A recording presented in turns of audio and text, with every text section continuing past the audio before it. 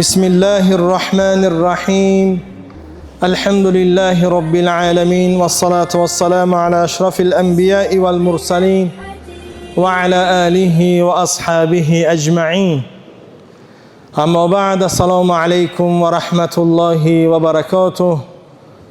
نمازگزاران محترم، برادران اهل اسلام، خداوند عزوجل را شکرگزاری و تشکر میگوییم به خاطر همه نعمتهای خوب و مفیدش. همه نعمتهای خداوند و برای ما بندگانش هست، چون که خداوند ما بندگانش را دوست می‌دارد. اليوم اکملت لكم دینکم و اتممت علیکم نعمتی و رضیت لكم الاسلام دینا.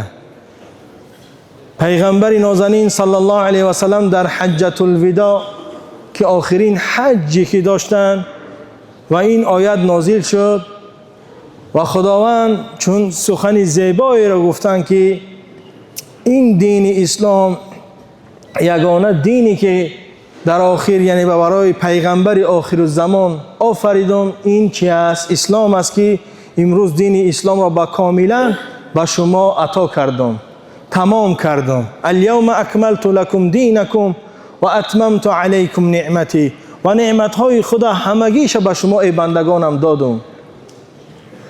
یعنی تمام نعمتهای خداوند زیاد هست و نعمتهای پروردگار بزرگ هم هست، چنانی که خداوند می‌فرماید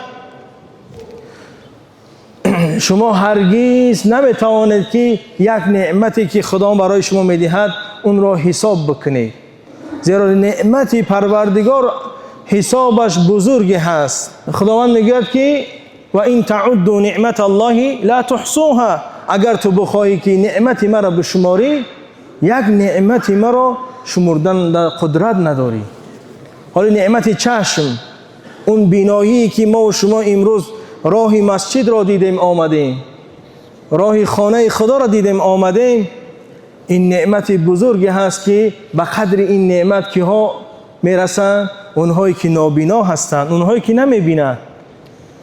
و اونهایی که نمیبینند، اونهایی که یعنی چشمانشون یعنی خیره هست، اونها حرکت میکنند که سالمی چشم باشد، چنان سفرها میکنند و اون دکترخانه ها میروند تا که نعمت چشم را به دست بیارند. اما چی؟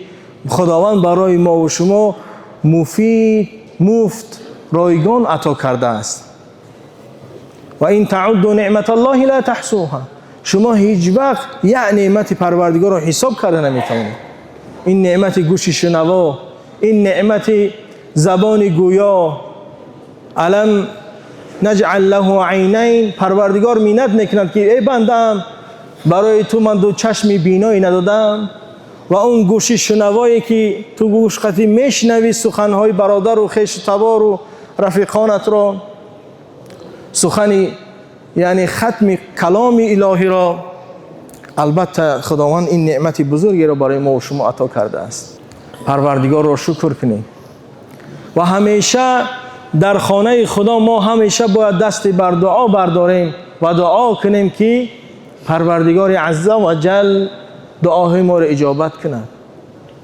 پروردگار عزوجل دعاهای ما را اجابت کند، زیرا ماه رمضان ماه پرفیض و پربرکت هست که خصلت‌های خوب دارد، که در ماه مبارک رمضان دعاها اجابت هست.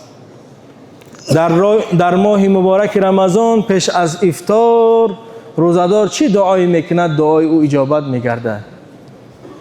در ماه مبارک رمضان توبه ها قبول هست، چنانه که رسول اکرم صلی الله علیه و سلم گفتند که ماه رمضان وقتی که می آید درهای رحمت کشاده می شوند، درهای بهشت کشاده می شوند و شیطان ها زنجیربند می شوند، یعنی بسته می شوند که 11 ماه شیطان ما و شما را چقدر گمراه و وسوسه ها کرد، و امروز ماه مبارک رمضان اونها را چی از ما و شما دور میکند، شیطان ها را.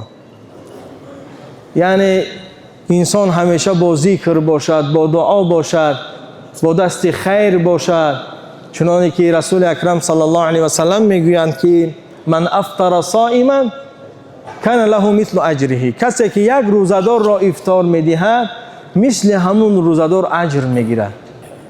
حالا یک خرما، وقتی که پیغمبر حدیث را دوام دادند و گفتند، گفت کسی که در ماه رمضان یک خرما برای یک روزدار میدهد گویا که 70 خرما خیر کرده است. حالا مسجدها نگاه میکنیم، در مسجدها برای روزدارها برادران مسلمانی ما و شما خیر میکنند برای چی؟ روزدارها، و اونها بدانند که در هر یک خرماشون 70 خرما صدقه هست. این ماه مبارک رمضان همین است، برتریش فضیلتش همین است که یک عمل خوبی تو به 70 عمل برابر است و اون رو ضرب میزنیم ثوابش رو به 700. چقدر ثوابی بیشتر و زیاد دهیم. برای همون رسول اکرم صلی الله علیه و سلم ما و شما را یعنی پند و اندرز میدهد که امتانش باید همیشه خیرخواه باشند، همیشه در ماه مبارک رمضان یعنی انسانی خیرخواه باشد که حتی از جهت عملیش باید خصومت و بدبینی نسبت یک برادر و همسایه و خش تبارش نداشته باشد. افسوس در روایت ما میخوانیم چند یعنی گروه از روزدارها روزهاشون در نزد پروردگار معلق میستد و قبول نمیشود. چند نفرهای هستند که اونها روزه میگیرند بجوز گشنگی و تشنگی دیگر هیچ چیز اونها را فایده نمیدهد. بجوز تشنگی و گرسنگی هیچ چیز اونها را فایده نمیدهد. و اون نفرها کسی هست که یعنی با خویش تبار صله رحم را قطع میکند. کسی که در ماه مبارک رمضان با خویش تبارش صله رحم ندارد، دوستی نمیکند و قهری هست، روزه اون هیچ اجر و ثوابی ندارد، روزهش معلق میایستد تا آشتی نشود. یا اینکه کسی که عاق والدین هست، پدر و مادرش را آزار و آسیب داده است و در این ماه مبارک هم از اونها عذرخواهی نکند، روزه اون هم معلق میایستد.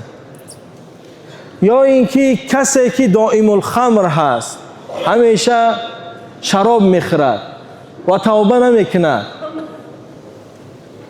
و اگر روزه هم گرفت روزه اون معلق میایستد تا دست از این حرام نکشد. یعنی این ماه مبارک رمضان ماهی هست که انسان خیر و احسان داشته باشد، نه اینکه به ضرر مسلمان ها زندگی کند. چنانه که بازارها را نگاه میکنیم، یعنی خودمان هم گناهگار هستیم، یعنی در آمد رمضان با تهلکه میستیم، خیال میکنیم بازار تمام میشد خوراکش، همگی میدوند بازار، اما چی نرخها بالا میرود، نرخ 3 سامان با 15-17 سامانی میرود. این ناعدالتی است. یعنی اکثر همینجا بسیار نشسته‌شان شاید تاجرها هم باشند. در ماه مبارک رمضان نرخ را بلند کردن این از روی انصاف نیست، این از روی عدالت نیست. مخصوص ماه رمضان آمد با نرخ ببرداری. برای مسلمان ها ما باید خیرخواه باشیم. نرخ ها را در این ماه مبارک رمضان برای برادران مسلمان ما باید تخفیف کنیم، سبک کنیم، تا اینکه در همه خانه ها یعنی همه نعمت های پروردگار باشند، چی در خانه بای چی در خانه کمبغل هم، از اون میوه ها و از اون گوشت و دیگر یعنی نعمت ها. یا اینکه کسی که در ماه مبارک رمضان کیلا میزند، یا اینکه سودا میکند کیلا میزند، این هم روزهش معلق هست و پروردگار در آیت قرآن گفته است که ویل للمطففین، وای به حال کسی که کیلا میزنند، از نفر کیلا میخورند، الذين اذا اكتالوا على الناس يستوون، کوشش میکنند از اون کیلا یعنی به خودش بزنند. اینها را هم پروردگار چی گفت؟ عذاب جهنم گفت و روزه این گروه چیز معلق میایستد.